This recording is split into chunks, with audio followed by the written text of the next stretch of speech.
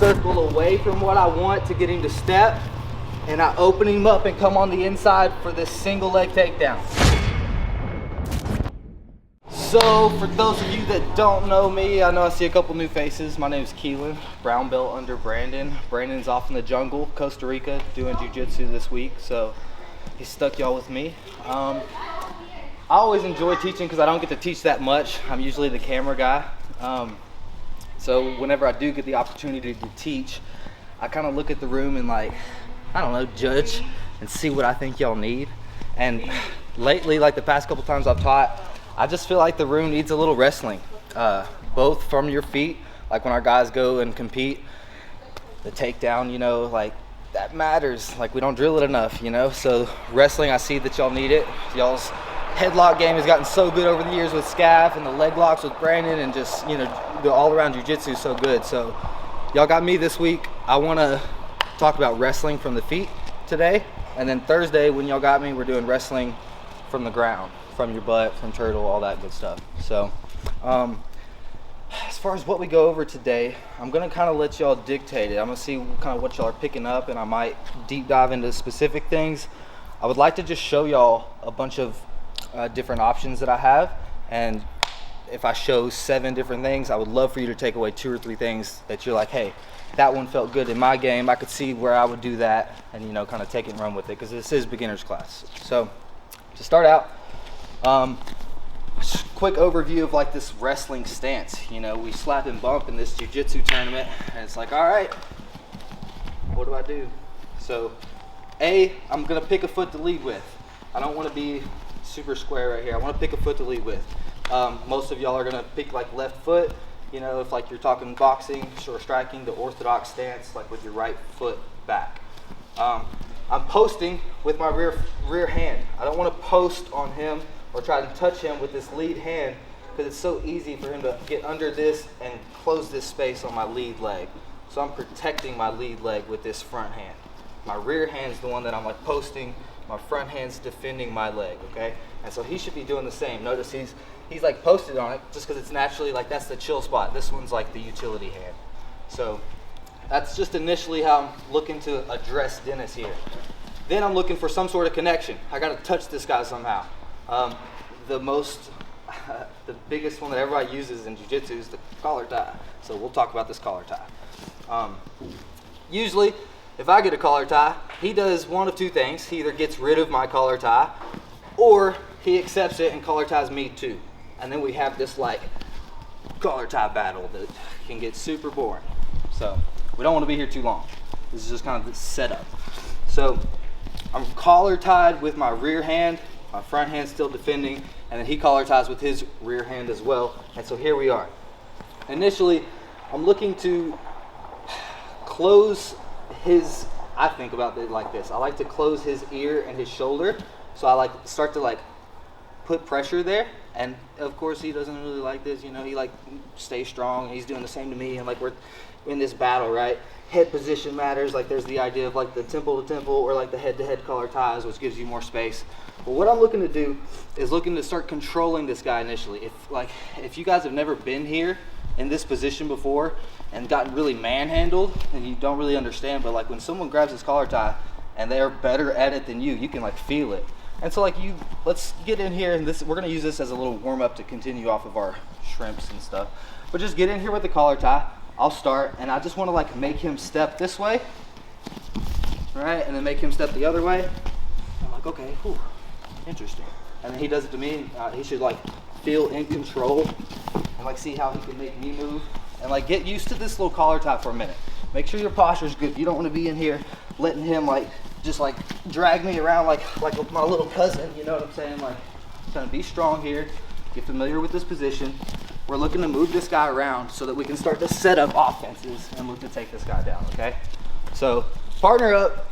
I just want y'all to familiarize yourself with your wrestling stance, whether you like this way or this way. What do you like? Tie up with the collar tie and see if you can make them move. All right, and just get familiar with the position.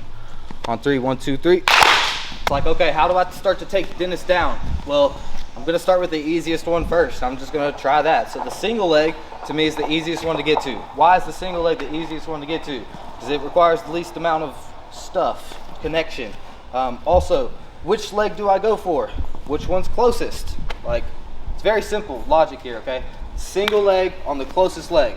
Now, Dennis doesn't want to just let me do that. So if he's standing here, this is the closest leg, when I start to go for it, he probably takes it away from me.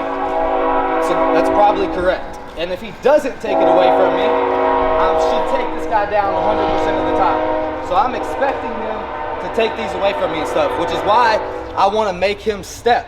Because if I forced him to make a step, well, he can't step and take his leg away from me at the same time, right? So that's the idea here. So we're collar tied up here, and I want a specific leg. Let's say for this time, I want this one, right? It's closest to me, but I also don't want him to take it away when I start to go for it. So I'm gonna make him step. The easiest way is just to circle away from what I want. If this is the closest one and I want this one, I don't go to it, I'm gonna go away from it. He follows me just by continuing this little stagger stance, which is smart. He's keeping his balance. And so I time it. Whenever I see him take that step right here, that's whenever I take the step closer to him as well. And I get in on this single leg takedown. Now, I got the inside space from this collar tie. He took his step, and I just rolled on the inside for this underhook kind of, and I go for the leg. Super simple here. Collar tie, little tricep grip. I'm in my staggered stance. I circle away from what I want to get him to step, and I open him up and come on the inside for this single leg takedown. I don't lift it up right here. I just push him to where he steps back so the leg becomes light, and I can start to enter in on this single leg takedown. Super simple collar tie setup, circling away so that I can get on the inside for this single leg takedown. All right, don't worry about finishing the takedown, just get the entry. If I can enter where I'm super connected on this part of his body, my head is listening to his heartbeat right here.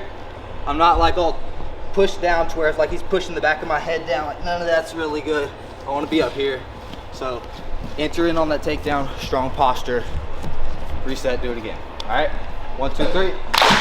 From whatever setup, whether I'm talking inside ties, whether I'm talking collar tie, whatever setup, the idea of like a single leg, boom. Whenever I'm thinking about finishing my single leg, I can't tell you how many times, like live, that my head that should be in this perfect position just isn't in that perfect position.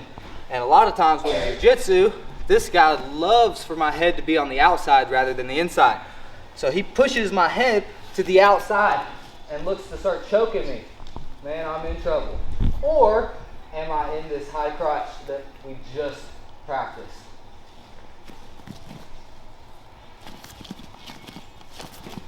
All the same exact things, right? So I'm in my single leg, which was the easiest takedown to get to in theory, right? And he did a great job by like, I'm trying to like take him down and he pushes my head to the outside, which now I don't have that anymore. I'll just run my double or take the back, hit the high crotch, right? It's full circle right here. So it's all connected. The double leg is super connected to the single leg. They're both super connected to that high crotch. It's all connected to the snap down, because if I didn't get any of this, then I snap him down. If I circle away and I look to enter here, well, I snap him down because I didn't get it. Like he took his foot away and now his nose is way over his toes. Well, that's perfect for the snap down, right? So they're all connected right here. Again, if I can get him with one move, I was probably going to get him with any move. We're looking at the guys that one move doesn't do it. So it's not what move do I hit him with, it's which move did he allow me to hit him with, really. I've got 4 or 5 things that I'm just running back and forth, and they're all connected. It's a bunch of combos. 1, 2, 3. Single, high crotch, double, right? 1, 2, 3. They're all connected. And they can start with any one. You can start the combo with the jab, or I can start the combo with the big right hand. I can start it with the lead hook, uppercuts. Like you can start it with whatever entry you want, but the ideas are all the same. They're all connected the same. So last 5 minutes of class, I want y'all to go back to the beginning. The easiest of all the takedowns, the lead leg, single leg. bring it back to you. I got my single leg, but this time he is in a chump and he stuffs me. That's my chance to get my double leg. That's my chance for my back, to get the back, peek out with my good posture, right? See if you can connect to the positions a little bit. 1, 2, 3. Okay, how do I start to take Dennis down? Well, I'm gonna start with the easiest one first. I'm just gonna try that. So the single leg, to me, is the easiest one to get to. Why is the single leg the easiest one to get to? Because it requires the least amount of stuff, connection. Also, which leg do I go for? Which one's closest? Like, it's very simple logic here, okay? Single leg on the closest leg.